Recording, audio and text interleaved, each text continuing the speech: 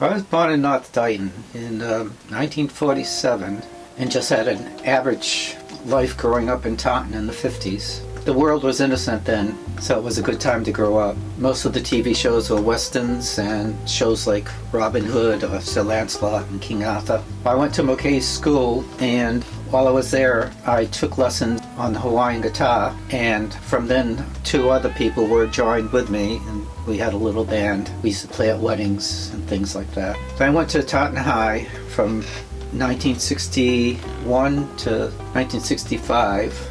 I think the reason I turned to art was because I was shy and never really talked to people that much, and it was like an escape. So I started doing artwork. It was just like playing music. It was an escape. And during the 60s, when the Beatles, when Beatlemania, the British invasion came, I switched to the bass guitar. We added a drummer and another guitar player and called ourselves the Plagues. Eddie Costa, Ray Palazzi, and Kenny Linus, and about 3 drummers. You can see, torture me, only don't set me free. We played all over southeastern Massachusetts, and we were the house band at the Rabbit in Taunton. And we were the opening band for groups like the Turtles, Sam the Sham and the Pharaohs, the Bo Brumbos, and the Barbarians, and other bands from that era. In 1965, we recorded 2 songs in the Boston studio. They were To Wander and Cherry Pie.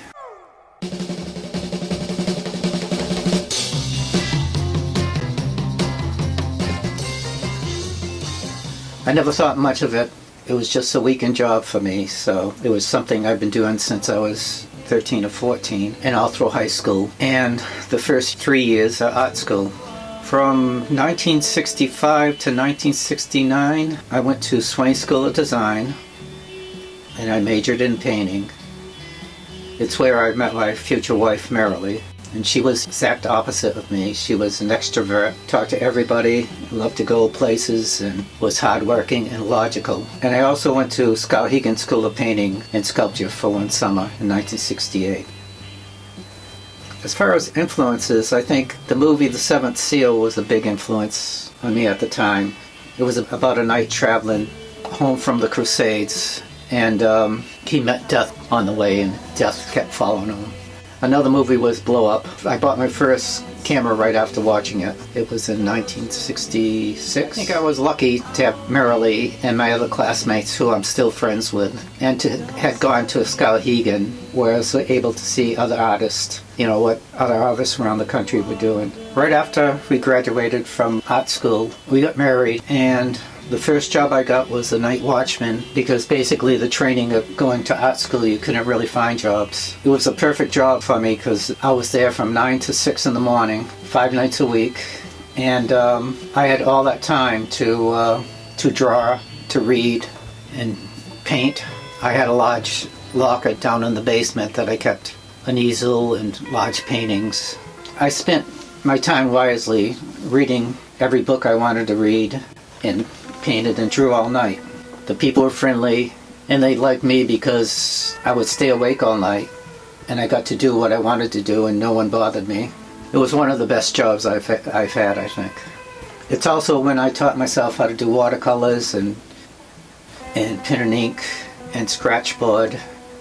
After the first few years, I developed an interest in children's books and editorial illustration. It's also a time where I started working on etchings. It was a good time to learn and develop new skills. What I also decided during that time is I wanted to do something with my life that was working with my own ideas. In the 1980s, I started doing editorial illustrations. Actually, my first things published were in the Boston Globe. They would send me articles to read, and I'd just send drawings to them using my own ideas. It was during the Reagan era. So, the Soviet Union was the evil empire. After a few years, I became syndicated, and my work was published in newspapers throughout the country, throughout the U.S. and through Canada. And Actually, I probably did over 1,000 drawings during that period. It was over a decade I was doing that type of work. And while I was doing that, I got my first jobs working for publishing companies in New York. And the first things I did were painting book jackets. And after a few years, I started working on my first children's book. And after that first book, I got an agent in New York. So basically, the agent got me steady work for like a decade. I think I did 13 or 14 children's books during that time. And it was also a time when I started working at my first newspaper. It was the Patriot Ledger in Quincy. And so I was basically drawing all day, coming home and doing children's books all night. And it sort of took its toll on me. That's probably why I decided to give up on children's books, because it was easier working at a newspaper. In the 90s, my wife and I started a folk art business, and we went basically just on the East Coast. I think the furthest down was Washington and Philadelphia, that would go to shows and sell our artwork. One year we had carved birds for sale in one of the Land's End catalogs. One of their Christmas catalogs. During this time I also started working at the Taunton Gazette, and that's when I learned how to learn computers and found out it was pretty easy for me to learn programs like Quark and InDesign and Photoshop. So, and plus it was fun working on the computer for me. Around 2000 I started working at the Walpole Times, and the job I got there was I redesigned the newspaper and made it so it looked much better, and I used my illustrations, and I started to use photos that I had taken for the last 40 years. And plus, at that time, we started traveling to Europe a lot. I worked at the Walpole Times for about 12 years until I retired in 2012. And a few years later, my wife retired, and so we just spent the time traveling and enjoying ourselves. When she retired from teaching, she wanted to walk the Camino in Spain. We went on a trip and just walked the last 100 miles of the to Santiago, Spain. And right after that, I met with we had 50th anniversary of the Plagues, and I met a few, like 3 of them I hadn't seen in 50 years. So I started playing guitar again since I was retired, and it was fun for me because I had drawn all my life, and now playing was something I enjoyed. So I started sending songs back and forth with Eddie, who was the organ player. You know, each of us were adding our own parts to it. And Eddie had continued to play music his whole life. He ended up in Colorado, in the band he was in. They opened up for shows. They toured with like Linda Ronstadt, B.B. King, Alice Cooper, Jackson Browne, and people like that. So I felt lucky I was able to play with somebody with that experience. And it was fun.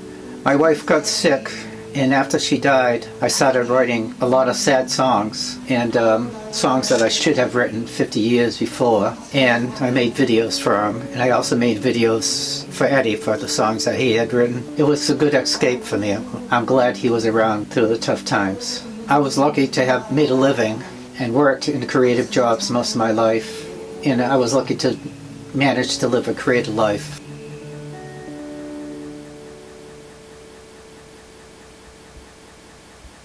When the Kowalkis lived there, she had left like something like popcorn on the stove, and she never shut it off. And their young daughter woke them up, saying that the girl that lives in the house told her there's a fire downstairs. And they went down, and there was they found the stove still on, and the girl that lived in the house was the ghost of the girl that died in the house. I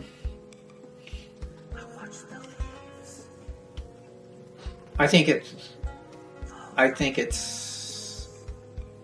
there's not much future at all in art because of AI.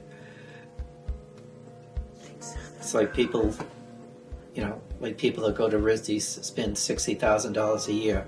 They're not going to get jobs because some art director could just talk into a computer and get the drawings that they need. So I'm just glad I was born before it started. So.